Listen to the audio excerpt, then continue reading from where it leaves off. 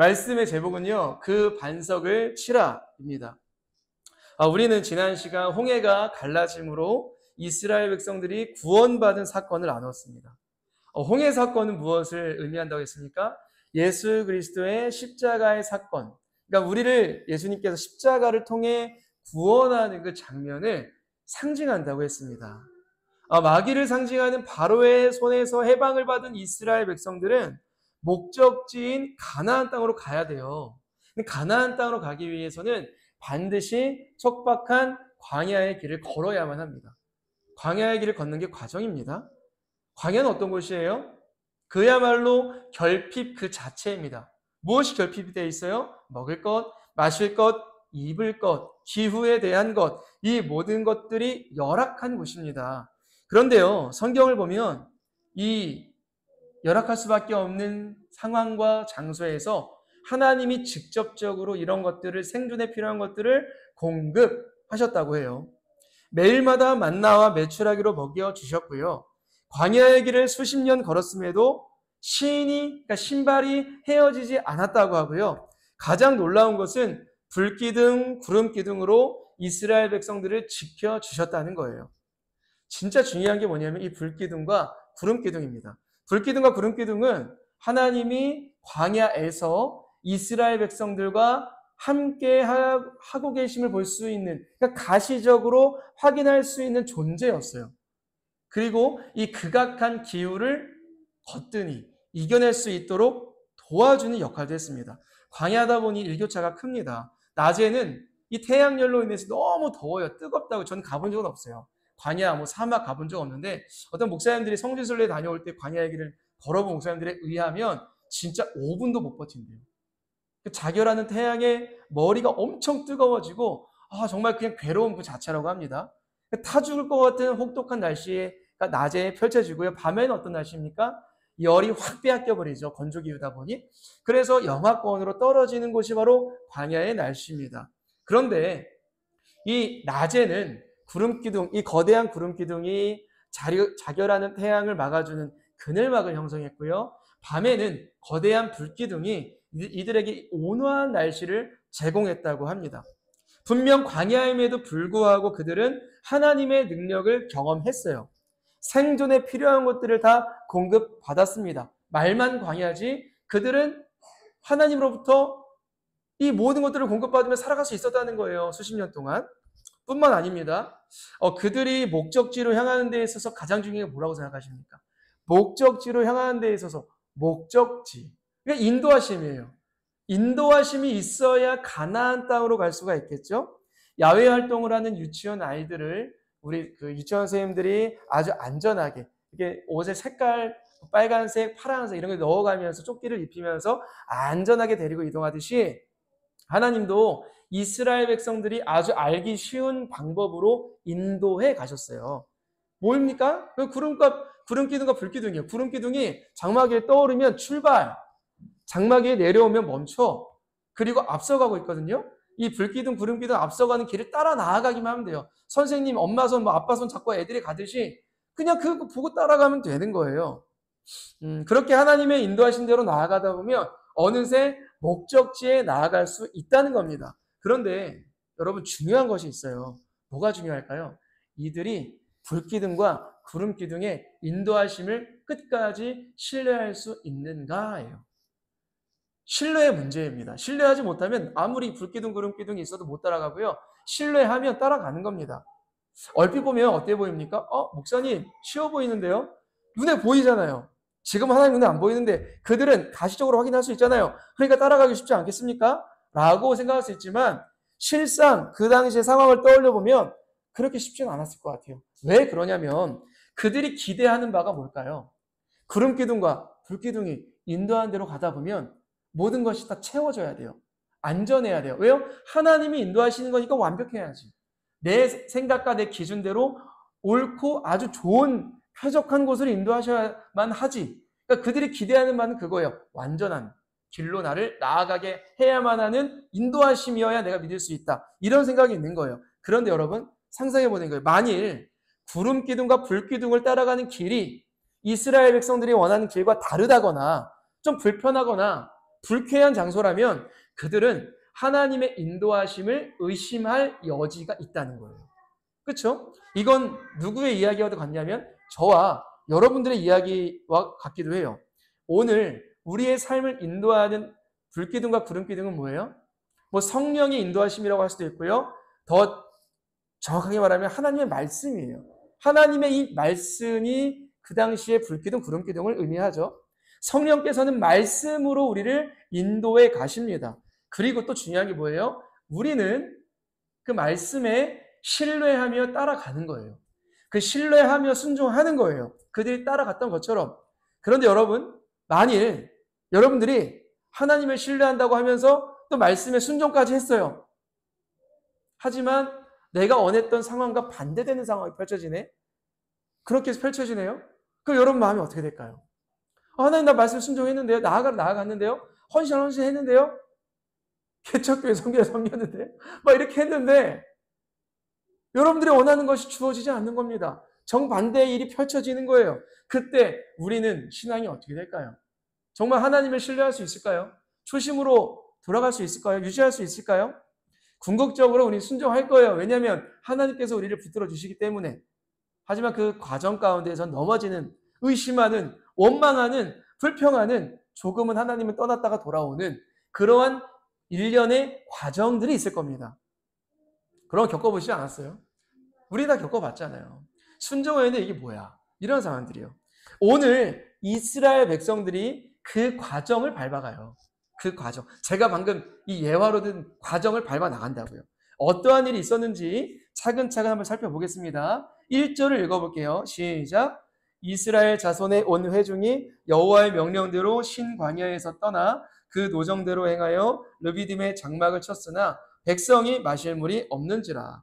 자, 이스라엘 백성들이 하나님의 명령대로, 이게 중요해요. 하나님의 명령대로 광야에서 떠나 그 노정대로 행했대요. 잘했어요? 못했어요? 잘했어요.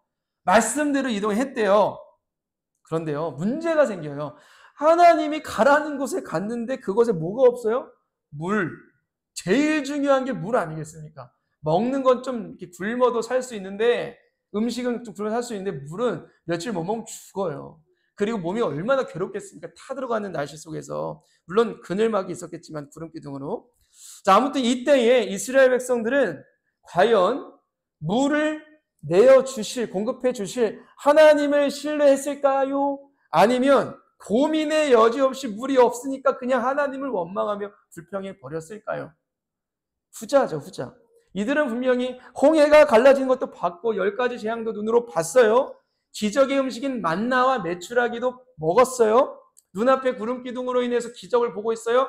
불기둥으로 인해서 기적을 보고 있어요. 그럼 여러분 상식적으로 하나님 가라는 곳에 가는데 물이 잠깐 없어도 하나님을 신뢰하며 물을 주실 것을 의지하고 믿을 수 있잖아요. 그렇지 않겠습니까? 우리가 생각했을 때는. 그런데 여러분 하나님이 이들에게 그 정도의 신뢰감도 안 주셨나요, 여러분? 그 정도의 신뢰감 주셨잖아요. 모세의 지팡이 뒤에서 어마어마한 일을 보여주셨잖아요. 누가 봐도 신뢰할 만한 분이셨잖아요. 그런데 그들은 하나님을 신뢰하지 않았다는 겁니다. 저는 이해는 해요. 이런 거 있잖아요. 불평하고 좀 힘들 때는 하나님 앞에 때를 쓰는 건 좀 가능하다고 봐요.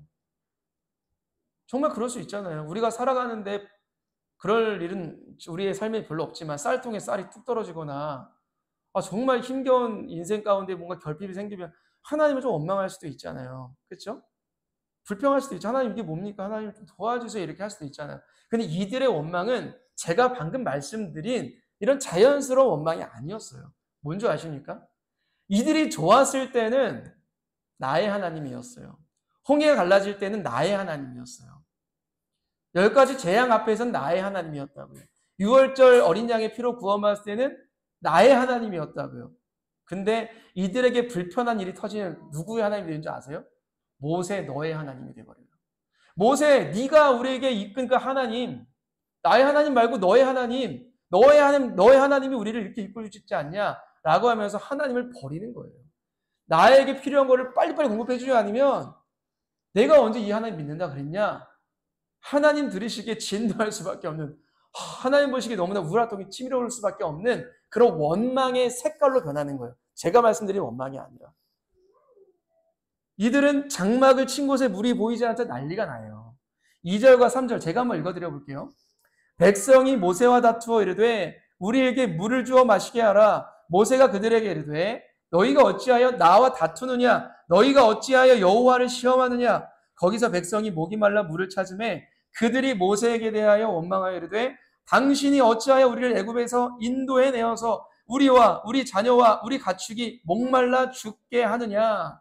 라고 얘기를 합니다. 지금 이스라엘 백성들의 영적인 상태는 아이와 같아요. 조금만 좋은 일이 생기면 막 좋아하고 조금만 힘든 일이 생기면 떼쓰고 난리가 납니다. 성숙한 모습은 1도 찾아볼 수 없죠.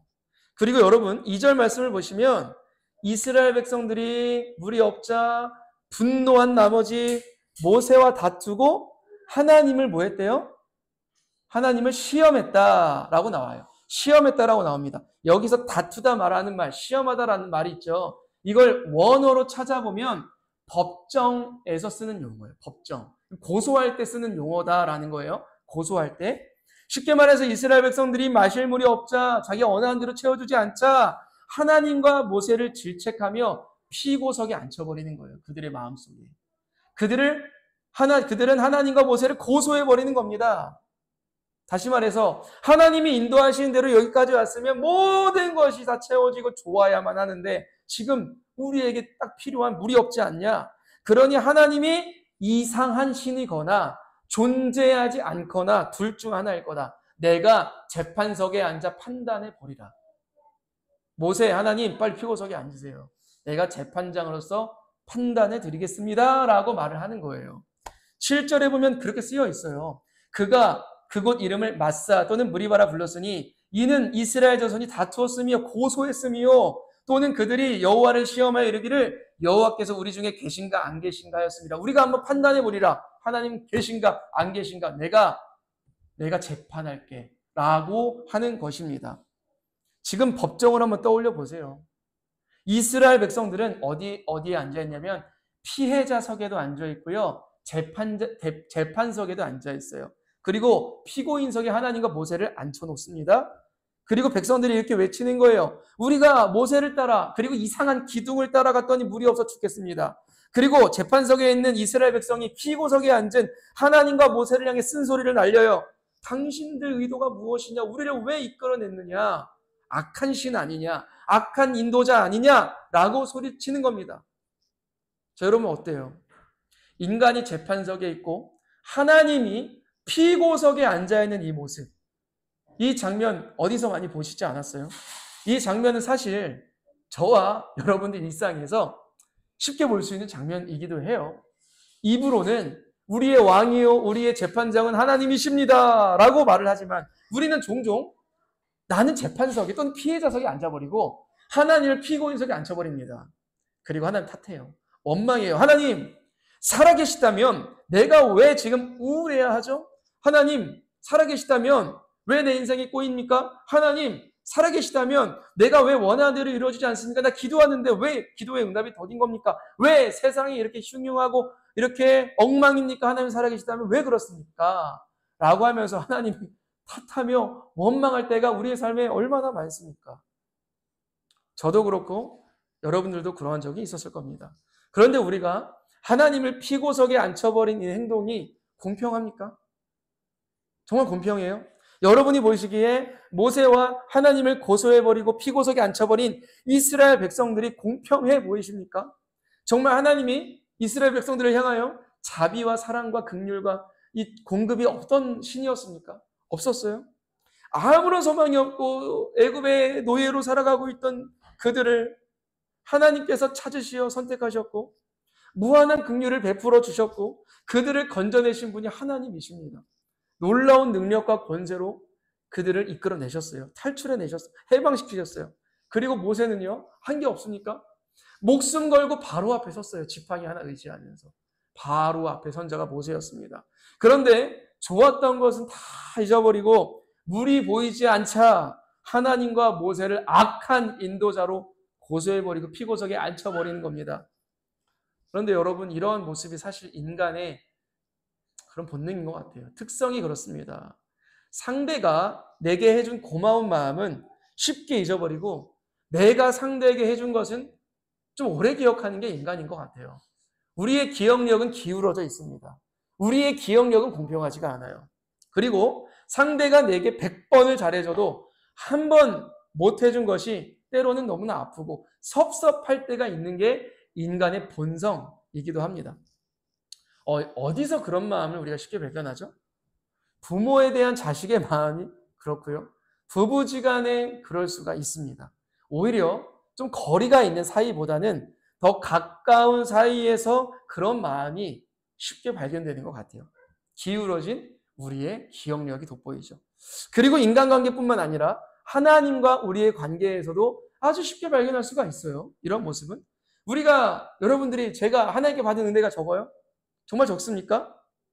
십자가의 은혜뿐만 아니라 매일매일 일상 속에서 하나님께서 우리에게 부어주신 은혜가 적을까요? 정말 하나님을 우리가 피고석에 앉힐 정도로 하나님이 우리에게 박하신 분이었습니까? 하나님의 은혜에 대한 기억은 너무 쉽게 망각해버리기에 하나님을 쉽게 망각해버리기에 그렇게 원망도 쉽게 해버리는 게 우리의 모습이기도 하다는 겁니다. 하나님께서 시편 95편에서 이 광야에서의 이스라엘 백성들의 모습을 기억하시며 회상하신 말씀이 있거든요. 한번 읽어볼까요? 하나님께서 회상하시며 이런 말씀을 하셨어요. 시작. 너희는 무리바에서와 같이 또 광야의 마사에서 지냈던 날과 같이 너희 마음을 완악하게 하지 말지어다. 그때 너희 조상들이 내가 행한 일을 보고서도 나를 시험하고 조사하였도다. 여러분, 인간이 하나님을 조사한대요. 인간이 하나님을 고소한대요. 인간이 하나님을 시험한대요. 창조주를요. 만왕의 왕을요. 왜요? 물이 없자. 내가 원하는 것을 들어주지 않자 그들의 하나님을 판단해 봤대요. 그들의 조상들. 그러니까 이스라엘 백성들의 조상들인 광야에서의 조상들이. 완악하게 하지 말래요. 하나님 보시기에 굉장히 완악했던 행동이었다고 합니다. 여러분, 하나님을 원망하는 게 제가 아까 좀 자연스러운 원망이 있다 그랬고 말도 안 되는 원망이 있다 그랬잖아요. 하나님을 원망하는 걸 우리가 조심해야 될 필요가 있어요. 왜 그럴까요? 하나님을 원망하는 마음과 말들을 우리는 조심해야 돼요. 그 이유를 아세요? 이 원망과 불평은 삽시간에 전파돼요. 전염병과 같이 이 원망하는 말과 행동은 내 곁에 있는 사람들, 그냥 가만히 있던 사람들까지도 원망하는 사람으로 바꾸어버린 힘이 있습니다. 이스라엘 백성들도 누군가 최초의 사람이 있었을 거예요. 물이 없자 탄식하며 원망했던 소수의 무리들이 있었을 것이고 그 무리들의 탄식과 원망이 삽시간에 수백만에 이르는 이스라엘 백성들이 쫙 퍼졌을 겁니다. 그러니까 하나님은 이걸 굉장히 악하게도 보시고 안타깝게도 보신다는 사실이에요. 재미있는 것은요. 이스라엘 백성들이 하나님을 막 고소했잖아요. 하나님을 막 원망했잖아요. 모세를 막 원망했잖아요. 그때에도 하나님께서 하늘에서 내려주시는 만나를 먹고 있었다는 거예요. 하나님께서 내려주신 메추라기를 뜯어 먹고 있었다는 거예요. 여전히 그들은 원망할 때에도 하늘에 있는 구름 기둥으로 보호를 받았어요. 불 기둥으로 보호를 받고 있었던 때였어요. 마치 부모님이 차려준 밥을 먹으며 엄마를 원망하는 자녀의 모습처럼. 그들의 상태는 그랬다는 겁니다. 우리가 하나님을 원망하고 하나님의 은혜를 망각한 그때에도요. 우리를 향한 하나님의 사랑과 긍휼과 그 은혜는 끊어지지 않아요. 계속 되어주고 있습니다. 우리의 곁에서 우리가 호흡할 수 있도록 우리가 먹을 수 있도록 우리가 살아갈 수 있도록 우리를 인도하고 계시다는 거예요. 자, 이제 하나님은 하나님을 신뢰하지 못하여 횡포를 부리는 이스라엘 백성들을 향하여 하나의 액션을 취하세요. 이제 하나님이 일어나십니다. 왜 일어났을까요? 그들을 형벌하시려고? 그들을 혼내시려고? 때리시려고 일어나셨을까요? 왜 일어나셨을까요? 17장 4, 5절을 한번 읽어볼까요? 4, 5절입니다. 시작. 모세가 여호와께 부르짖어 이르되 내가 이 백성에게 어떻게 하리이까? 그들이 조금 있으면 내게 돌을 던지겠나이다. 여호와께서 모세에게 이르시되 백성 앞을 지나서 이스라엘 장로들을 데리고 나일강을 치던 내 지팡이를 손에 잡고 가라. 지금 모세는 하나님께 뭐라고 했어요? 4절에서 보면은 이렇게 말을 하는 것과 같아요. 하나님, 저 무례하고 경거망동하고 교만한 백성들을 보십시오. 양심이라고는 찾아볼 수 없는 인간들 어떻게 하면 좋겠습니까? 모세가 너무나 원통한 나머지 이러한 말을 하면서 약간 심판하시기를 바라는 것 같기도 해요. 모세도 얼마나 열받겠습니까? 이에 하나님은요, 모세에게 특이한 명령을 내리세요. 이렇게 하는 거예요. 모세야, 너는 지금 백성들을 지나가서 장로들을 모아라. 장로가 뭐냐면 지도자들이에요. 그 당시에 리더급 되는 사람들입니다. 장로들을 모아라, 모세야. 그리고 너의 손에 나일강을 치던 지팡이를 잡아라. 그냥 지팡이가 아니라 무슨 지팡이에요? 나일강을 피바다로 변하게 한, 피의 강으로 변하게 한 그 능력의 지팡이를 손에 잡아라 라고 말씀하십니다. 자, 여러분, 모세의 지팡이는 이스라엘 백성들에게 어떤 존재였을까요? 그 지팡이로 10가지 재앙이 일어났어요. 그 지팡이로 나일강이 피로 변했어요. 그 지팡이로 인해서 홍해가 갈라졌어요. 그 지팡이는 이스라엘 백성들에 있어서 능력의 지팡이이고 이렇게 경외함의 지팡이일 수도 있지만 또 한 가지 두려움의 지팡이이기도 해요. 생각해보세요. 제가 어떤 물건을 갖고 있는데 이 물건으로 막 기적을 행하는 거예요. 그럼 여러분들 이 물건에 대한 경외심이 안 생기겠습니까? 이 물건에 대한 두려움이 안 생기겠습니까? 이스라엘 사람들은 눈으로 봤단 말이에요. 수십 번을 봤단 말이에요. 정말 모세가 지팡이를 들고 섰습니다. 백성들이 봤어요. 모세를 봤습니다. 그때 정막이 흐르는 거예요. 뭐야? 나일강을 치던 저 지팡이를 또 들었네. 우리가 원망과 불평해서 지금 혹시 하나님이 저 지팡이를 통해서 우리를 심판하시려는가? 나일강이 피의 강으로 변했듯 지금 우리를 피바다로 만들려는 심판을 하려는 것인가? 라는 생각을 하며 그들에겐 고요한 정막이 흘렀을 겁니다. 간담이 서늘했을 거예요. 그리고 굉장히 긴장됐을 거예요. 그런데 모세가 하나님의 명령에 의해서 희한한 행동을 해요. 하나님 명령하시는 거예요. 6절입니다. 이렇게 명령하세요. 함께 읽겠습니다. 시작. 내가 호렙산에 있는 그 반석 위 거기서 내 앞에 서리니 너는 그 반석을 치라. 그것에서 물이 나오리니 백성이 마시리라. 모세가 이스라엘 장로들의 목전에서 그대로 행하니라.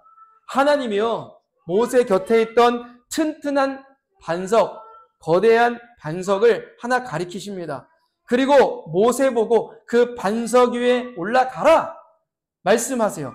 그런데요, 진짜 중요한 게 뭐냐면 우리가 이게 놓치는 본문이기도 한데 반석 위에 모세만 선 게 아니에요. 누구도 올라가 있어요, 지금? 하나님도 올라가 있어요. 반석 위에 하나님도 올라가 있고요. 하나님이 누구 앞에 서 있냐면 모세 앞에 서 있는 거예요. 모세가 반석에 올라갔고 하나님도 반석에 올라갔고 하나님은 모세 앞에 서 있습니다. 이렇게. 그리고 하나님께서 뭐라고 명령하세요? 모세야, 너 지팡이로 네 앞을 내리치라 그러는 거예요. 그러면 모세가 지팡이로 반석을 내리치면 반석만 맞는 것이 아니라 누구도 맞아요? 눈에 보이지 않아도? 모세 앞에 서 계신 하나님도 필연적으로 맞게 돼 있어요. 왜요? 하나님이 모세 앞에 서 있거든요. 그래서 구약의 학자들이 이게 굉장히 난감한, 그러니까 유대교 학자들이 있죠. 유대교가 뭐예요? 예수님을 인정하지 않는 구약만 인정한 학자들이 있죠. 이 본문을 해석하는데 애를 먹어요. 어떻게 모세가 아무리 유대해도 하나님을 때릴 수가 있지? 어떻게 하나님을 지팡이 내칠 수가 있어? 라고 말도 안 되라고 하면서 다른 해석을 못해요. 왜냐하면 적나라하게 써 있으니까 이게 뭘까라고 하면서 아직도 의문이 풀리지 않는 장면이 이 장면인데, 신약을 믿고 예수님을 믿는 이게 뭘 상징하는 것을 아는 우리들은 알죠. 이 장면이 뭘 의미하는지. 지금 하나님이 뭐 하시는 걸까요? 하나님을 원망하고 하나님을 시험한 이스라엘 백성들이 피고석에 앉아서 그 죄에 대한 대가를 받아야 마땅히 해요. 현재 상황 속에서. 근데 하나님이 어디에 앉으시는 거예요? 진짜 이스라엘 백성들이 원하는 대로 피고석에 앉아버리시는 거예요. 그리고 모세 보고 너 나 내리쳐라라고 하는 거예요. 그럼 이게 뭘까요? 이스라엘 백성들의 죄를 대신하여 하나님이 피고석에 앉아있는 모습이에요. 그리고 모세의 지팡이로 이스라엘 백성들이 형벌을 받아야 되는데 하나님이 대신 맞으시는 장면이에요. 모세가 내리쳤어요. 내리치자 반석이 갈라집니다. 갈라진 그 틈 사이로 뭐가 나와요? 수백만 명의 이스라엘 백성들이 먹고 마실 수 있는 물이 나오는 거예요. 마실 수 있는 물이 터져 나오는 겁니다. 하나님은 지금 뭐 하시는 거예요? 이스라엘 백성들 앞에서? 난 너희들을 포기하지 않을 거라는 것을 보여주시는 거예요. 모세에게 보여주시는 거예요. 대신 맞아주실 정도로. 이게 중요해요. 대신. 그냥 올라가서 맞으신 게 아니에요. 배신. 그 자리에 누가 있어야 돼요? 이스라엘 백성들이 있어야 되는 피고석에 하나님이 앉아서 대신 맞아주시는 거예요. 자, 그렇게 이런 장면을 얘기하다 보면 누군가는 이렇게 얘기할 수도 있어요. 에이, 목사님, 하나님이 앞에 계셨다고 해서 정말 맞은 것은 아니잖아요. 눈에 안 보이잖아요. 하나님 때릴 수 있는 존재가 아니잖아요. 네, 논리적으로는 그것도 맞을 수도 있지만 사실 여러분 예상하셨다시피 이러한 장면은 수천 년에 있을 예수 그리스도의 죽으심을 그림자로 예고한 장면이라는 거예요. 예수님이 어디에 앉으셨어요? 죄 없으신 예수님이 2000년 전에 피고석에 앉으셨습니다.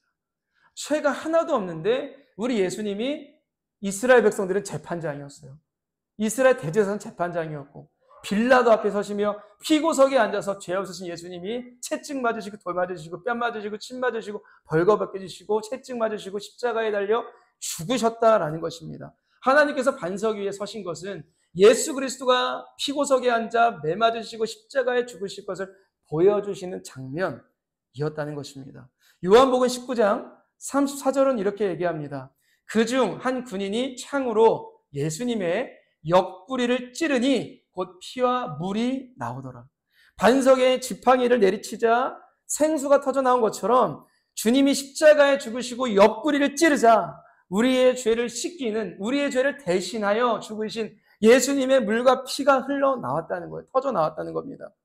그러면 여러분, 모세가 내리친 반석은 누구를 가리킬까요? 반석. 그 반석은 사도 바울이 고린도전서 10장 4절에서 정확히 이렇게 얘기를 합니다. 다 같은 신령한 음료를 마셨으니, 신령한 음료가 뭐예요? 광야에 터져 나온 생수. 다 같은 신령한 음료를 마셨으니 이는 그들을 따르는 신령한 반석으로부터 마셨음에, 모세가 내리친 반석으로부터 마셨음에 그 반석은 궁극적으로 곧 예수 그리스도시라라고 사도 바울이 신약 성경을 쓰면서 해석을 했다는 겁니다. 모세가 내리친 반석은 예수 그리스도가 우리를 위해 내리침을 당하실 것을 보여주는 사건이었다는 거예요. 어디에도 이런 종교가 없어요. 어디 신이 피고석에 앉으십니까? 어떤 신이 인간을 대신하여 매를 맞으시고 죽어주십니까? 어떤 신이 모든 물과 피를 흘려주십니까? 인간이 잘못한 죄를 대신하여. 그런 종교는 없어요. 우리는 이 이야기를 대하며 두 가지를 깨달아야 합니다. 첫 번째 뭘까요? 신이신 예수 그리스도가 나를 위해 죽을 만큼, 나를 위해 물과 피를 다 쏟으실 만큼 사랑했구나. 두 번째, 그리고 신이 죽을 수밖에 없을 만큼 내 죄가 참담했구나. 나를 대신하여 죽을 수밖에 없을 만큼 내 죄가 너무나도 참혹했구나를 깨달아야 되는 거예요. 하나님은요, 이스라엘 백성들이 이것을 알기 원하셨어요. 그들이 잘못할 때마다 내가, 야, 모세야 지팡이 들어 가서 재앙도 내려라. 저들의 3분의 1을 죽여버리자. 막 이렇게 하나님께서 하신 것이 아니라 그 죄를 하나님이 뒤집어 쓰시고 용서해 주시고 참아 주시고 인도하실 만큼 하나님 사랑하셨고 그 사실을 깨닫길 원하셨어요. 물론 어떨 때는 훈계하시기도 했죠. 우리도 똑같습니다. 예수 그리스도가 우리를 정말 사랑하신다는 사실을 마음 깊이 깨달으셨습니까? 정말로요. 반석이 터져 나온 생수가 나와 생명을 얻었던 것처럼, 그들의 생명수가 터져 나온 것처럼 여러분의 진정한 생명은 예수 그리스도의 십자가의 피에 있음을 인정하십니까? 여러분, 우리 어때요? 정말 우리의 안락과 풍요와 행복이 우리의 물질의 풍요함에 있습니까? 정말 우리의 영혼의 안식이 정말 물질에 있습니까? 물질 중요하죠. 근데 여러분, 정말 거기에 있어요? 정말 그걸 전부입니까? 그것이 우리의 영원한 만족이 됩니까? 아니지 않았습니까? 아무리 이스라엘 백성들이 모든 것이 채워져도 물이 없으면 죽었던 것처럼 우리 삶에 예수 그리스도가 없으면 모든 것이 허망하고 채워도 채워지지 않는 그런 공허함을 경험할 수 없는 게 인간의 존전이라는 것입니다. 반대로 내가 원하는 것이 채워지지 않고 조금의 결핍이 있어도 내 삶의 반석 되시는 예수 그리스도의 그 은혜와 사랑과 생수가 있다면, 그리고 그 은혜를 누리고 살아가다 보면 저와 여러분의 삶은 진정한 만족과 풍요를 경험할 것입니다. 우리에게 정작 필요한 것이 무엇입니까? 예수 그리스도의 은혜를 우리가 구해야 된다는 거예요. 그 사랑과 자비를 의지하며 바라보며 묵상하며 생각하며 기억하며 살아가는 것이 우리의 삶의 진정한 목적이요, 우리의 삶의 진정한 갈망이 되어야 되는 것이라는 말씀을 드리는 겁니다. 그것을 믿고 누리며 살아가는 이 연휴 기간이 되셨으면 좋겠어요. 어떠한 계획도 있을 거고 내가 원하는 것도 있을 거고 내가 원하는 대로 이루어지는 마음들이 있을 텐데요. 제일 중요한 것은 무엇입니까? 하나님의 인도하심을 신뢰하는 것. 그리고 그 신뢰함 가운데 예수 그리스도의 사랑을 바라보는 것. 그 십자가의 피를 의지하며 살아가는 것. 이것이 저와 여러분들의 삶에 달마다 계속되어지기를 간절히 소망하고 축복합니다.